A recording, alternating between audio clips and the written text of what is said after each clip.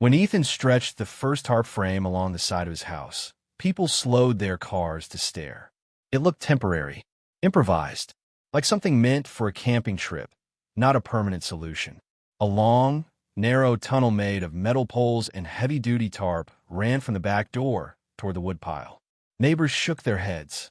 A tent outside the house made no sense. Ethan kept working. The previous winter had been unforgiving. Snowmelt soaked his firewood. Tarps collapsed under ice. Every fire hissed before it burned. Dragging wet logs through knee-deep snow had been the breaking point. Ethan didn't want something pretty. He wanted something that worked. The tent tunnel was born from frustration, not creativity. The tunnel wasn't attached to the house. It hovered just far enough away to let air move freely. The tarp sloped sharply so snow slid off instead of collecting. Inside, firewood was stacked on pallets, raised and dry. The path stayed clear, even during storms. It looked odd. Ethan didn't care. Jokes spread fast. People called it a wind tunnel, a plastic hallway, a waste of effort. Ethan smiled and said nothing. He had already tested it in the rain. He knew what would happen when winter arrived. Some things didn't need defending. The first snowfall came early and heavy. Wet snow clung to everything it touched. When Ethan stepped into the tunnel, the sound changed. Wind disappeared. Snow stayed outside. The firewood inside was dry. That night, his stove lit cleanly on the first match. As December settled in, the tunnel blended into Ethan's routine. He stepped outside, entered the covered passage, and grabbed dry firewood without fighting wind or snow. It wasn't dramatic. That was the point. Temperatures dropped fast. Snow piled high against fences and sheds across the neighborhood. Tarps sagged. Wood stacks darkened with moisture. Inside the tunnel, the ground stayed mostly clear and the firewood remained dry to the touch. One night, the lights flickered and disappeared. A winter storm had taken down lines across town. Ethan lit his stove calmly. The logs caught instantly, burning steady and clean. Outside, generators coughed and failed. Inside, the house stayed warm. The jokes stopped first. Then came the questions. People slowed down when passing his place, looking closer at the tunnel. Some asked how long it took to build. Others asked if it actually worked. Ethan answered simply, "It keeps the wood dry." January brought the coldest stretch of the season. Ice coated everything. Snow turned heavy and wet. Ethan walked the tunnel each morning without rushing. His firewood was still dry. By the end of the week, no one was laughing anymore. Mid-January brought a storm that shut everything down. Freezing rain coated trees. Then heavy snow buried what was left. Ethan stayed home. The tunnel held. Snow slid off the tarp roof, and the poles flexed but didn't fail.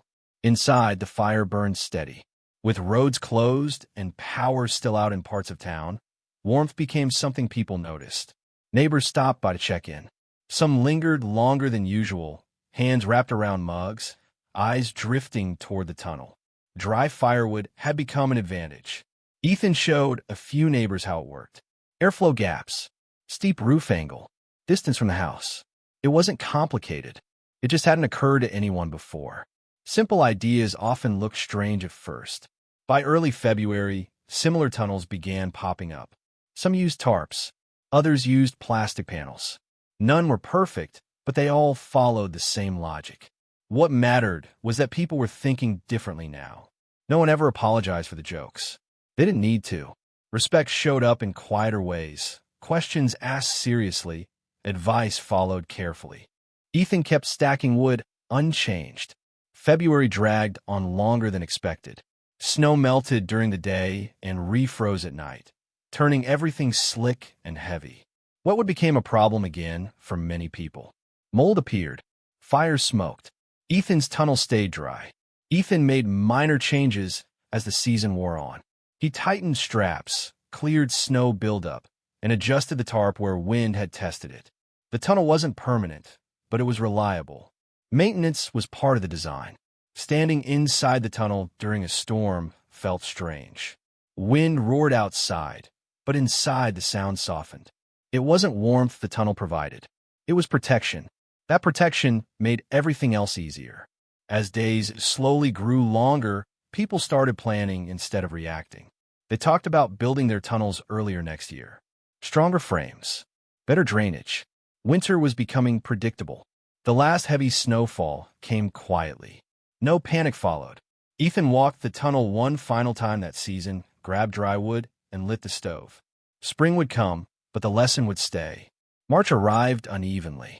Snowbanks shrank, revealing damp ground and scattered debris.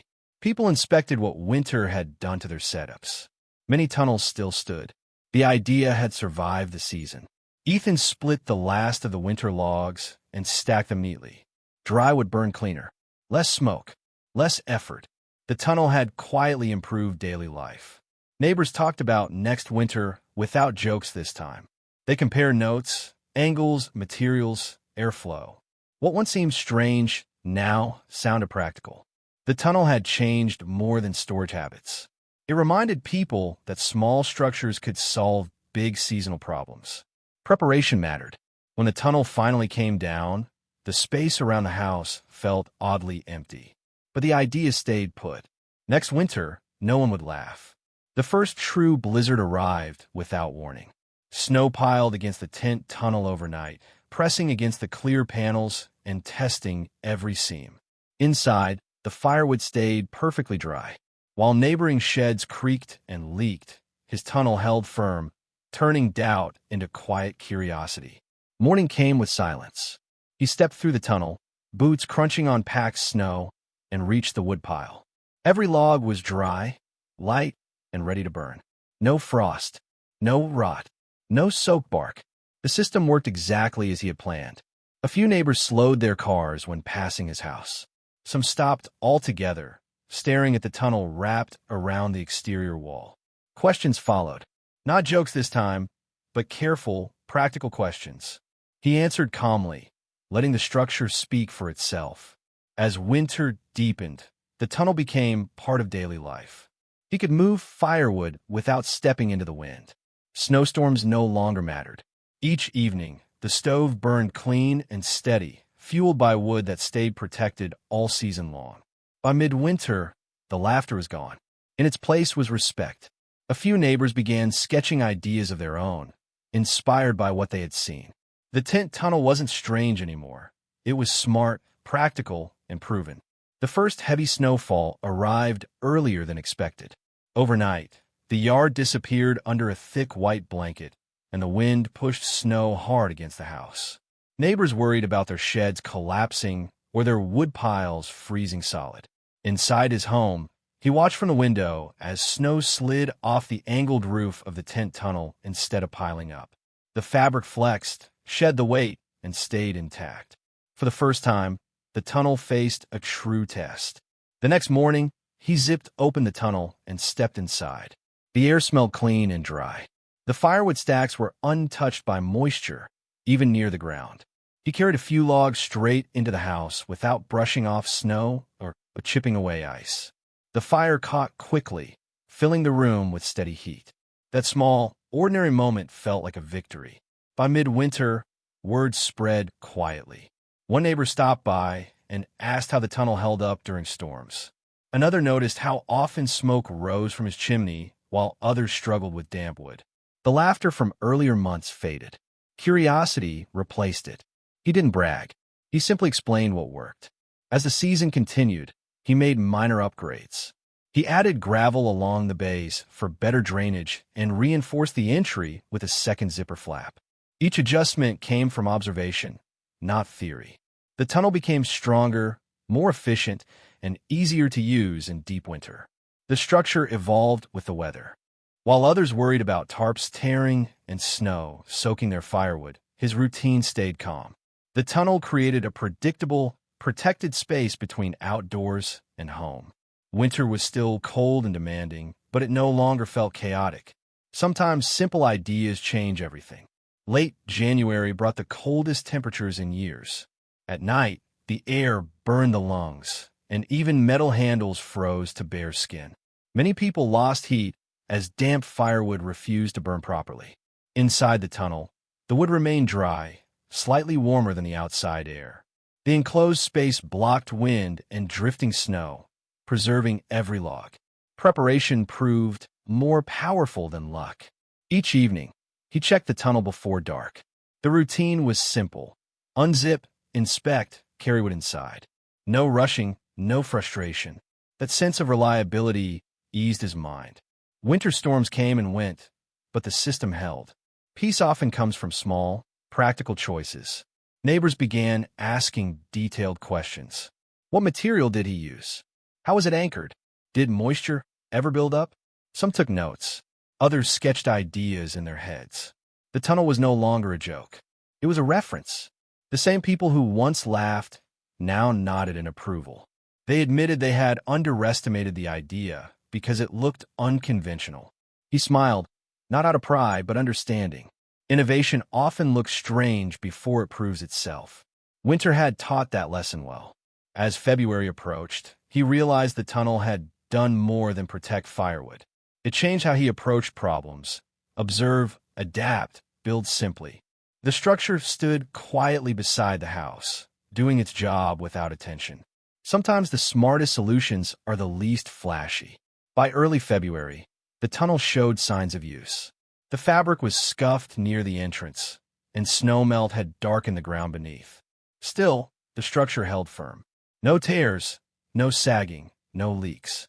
What mattered most, the wood, remained dry and ready. Durability proved itself through repetition. Living with the tunnel taught him patience. He learned how airflow mattered more than insulation and how small gaps prevented condensation.